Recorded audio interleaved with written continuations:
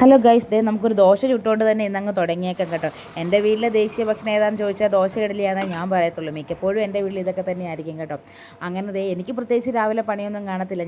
ഞാൻ അമ്മയെ പറ്റിച്ച് സൈഡിൽ കൂടെ നീങ്ങി പോവാം കേട്ടോ. അപ്പോൾ രാവിലെ ദോശ ചൂടോട് കഴിക്കാൻ വേണ്ടി ചുട്ടുകൊണ്ടിരിക്കുവാണേ. അങ്ങനെ അമ്മ രാവിലെ ജോലിക്ക് പോയി കഴിഞ്ഞാൽ പിന്നെ ഞാനും കാശു മാത്രമേ പിന്നെ വീട്ടിലുണ്ടാകത്തുള്ളൂ കേട്ടോ. പിന്നെ ഞങ്ങളുടെ സാമ്രാജ്യമാണേ. അവന് രാവിലെ ഫുഡൊക്കെ കൊടുത്തിട്ട് കേട്ടോ ഞാനും കഴിക്കുന്നത്. പിന്നുള്ളത് പാത്രം കഴുകാനാണ്. അത് കയ്യോടെ തന്നെ അങ്ങോട്ട് കഴുകി വെച്ചേക്കും. പിന്നെ അതിൻ്റെ ഇടയ്ക്ക് കാശു വരുന്നുണ്ട് കേട്ടോ. ഒരു ചെറിയ സ്നേഹപ്രകടനത്തിന് വരുന്നതാണ്. അവനെ കുറച്ച് നേരം മൈൻഡ് ചെയ്തില്ലെങ്കിൽ പിന്നെ കുറച്ച് നേരം അവനെ ഇങ്ങനെ കൊടുത്തുകൊണ്ട് നടക്കണം കേട്ടോ. പിന്നെ ഉള്ളത് തുണി നനയ്ക്കാനാണ്. എനിക്ക് സാധാരണ കല്ലേലാണ് നനയ്ക്കാറുള്ളത്. പിന്നെ കൂടുതൽ മടിയുള്ളപ്പോഴും തുണി ഉള്ളപ്പോഴും ഞാനങ്ങ് വാഷിംഗ് മെഷീൻ്റെ അകത്ത് അങ്ങ് നനയ്ക്കും കേട്ടോ. പിന്നെ അതുകൊണ്ട് ഉണക്കിയിടണം. വെയിലുള്ളത് കൊണ്ട് പെട്ടെന്ന് തന്നെ അതങ്ങോട്ട് ഉണങ്ങി കിട്ടിക്കോളും. ഞാൻ എന്ത് പണി ചെയ്യാൻ പോയാലും ഒരു വാല് പോലെ കാശക്കൂട്ടൻ എൻ്റെ പുറകെ കാണും കേട്ടോ.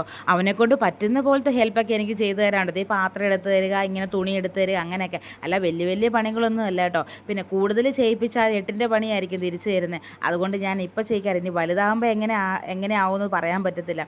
അത് കഴിഞ്ഞിട്ട് ഞങ്ങൾ അകത്തോട്ടൊക്കെ വന്നിരിക്കുന്നുണ്ട്. കുറച്ച് കാറ്റൊക്കെ കൊള്ളാൻ വേണ്ടി. ചൂട് കാരണം സഹിക്കാൻ പറ്റണില്ലേ. അത് കഴിഞ്ഞ് അവനെ കുളിപ്പിക്കാൻ പോകുന്നുണ്ട് കേട്ടോ. അങ്ങനെ അവനെ കുളിപ്പിക്കുക എന്നുള്ളത് അതിലും വലിയ ടാസ്ക്കാണ്. വെള്ളം കണ്ടു കഴിഞ്ഞാൽ എൻ്റെ കാശക്കൂട്ടൻ പിന്നെ തിരിച്ച് കയറുകയില്ല. അങ്ങനെ അവനെ കുളിപ്പിച്ച് ഡ്രസ്സൊക്കെ ചെയ്യിപ്പിച്ച് കഴിഞ്ഞിട്ട് ഞാൻ അവൻ ഇപ്പോഴും കരി വരച്ച് കൊടുക്കാറുണ്ട് കേട്ടോ. അവൻ ഈ കൺമഷിയൊക്കെ എഴുതി കാണാൻ എനിക്ക് ഭയങ്കര ഇഷ്ടമാണ് കേട്ടോ. പിന്നെ ഇപ്പോഴല്ലേ ഇതൊക്കെ പറ്റത്തുള്ളൂ, കുറച്ചുകൂടെ കഴിഞ്ഞാൽ ഒന്നും പറ്റില്ല. അതുകൊണ്ട് ഞാനതൊക്കെ ചെയ്യാറുണ്ട് കേട്ടോ. പിന്നെ അവൻ അപ്പുറത്തെ വീട്ടിലെ ചേച്ചി പ്രസാദം കൊടുത്താൽ കേട്ടോ, പാൽപ്പായസം കൊടുത്താൽ നല്ല ടേസ്റ്റ് ഉണ്ട്. ഈ അമ്പലത്തിലെ പ്രസാദത്തിനൊക്കെ എന്തൊരു ടേസ്റ്റാല്ലേ. വേറെ എവിടെ ചെന്നാലും അത്ര രുചിയൊന്നും കിട്ടത്തില്ല. വേറെ ഒന്നുമില്ല, പാലും ചോറും മാത്രമേ ഉള്ളൂ. പക്ഷെ അപാര ടേസ്റ്റാണ് കേട്ടോ. അങ്ങനെ അതൊക്കെ കുടിച്ചിട്ട് തൂത്ത് വരുന്നുണ്ട്. വെറുതെ തൂത്ത് വരുന്നാൽ പിന്നെ ഇപ്പോഴും പിന്നെ അത് കൊളാക്കിയിടാൻ ചാൻസ് ഉണ്ട്. അങ്ങനെ തൂത്തൊക്കെ വാരി കഴിഞ്ഞപ്പോഴത്തേക്ക് ഉച്ചയായി കേട്ടോ. ഉച്ചയായപ്പോൾ പിന്നെ അവനും ചോറ് കൊടുത്ത് ഞാനും ചോറൊക്കെ ഉണ്ട് കേട്ടോ. ചോറൊക്കെ കഴിച്ചിട്ട് കുറച്ച് നേരം കഴിയുമ്പോൾ അവനങ്ങ് കിടന്ന് ഉറങ്ങിക്കോളും കേട്ടോ. ഇനി ഒരു 5 മണി വരെ അവൻ കിടന്നിങ്ങ് ഉറങ്ങിക്കോളും. ഇനി ഉറങ്ങുന്ന സമയത്ത് വേണം എനിക്ക് കുളിച്ചൊന്ന് റെഡി ആകാൻ വേണ്ടി. അങ്ങനെ ഞാനും കുളിച്ച് റെഡിയായിട്ട് വന്നിട്ടുണ്ട് കേട്ടോ. അപ്പോൾ ഇനി പ്രത്യേകിച്ച് കാര്യങ്ങളൊന്നുമില്ല.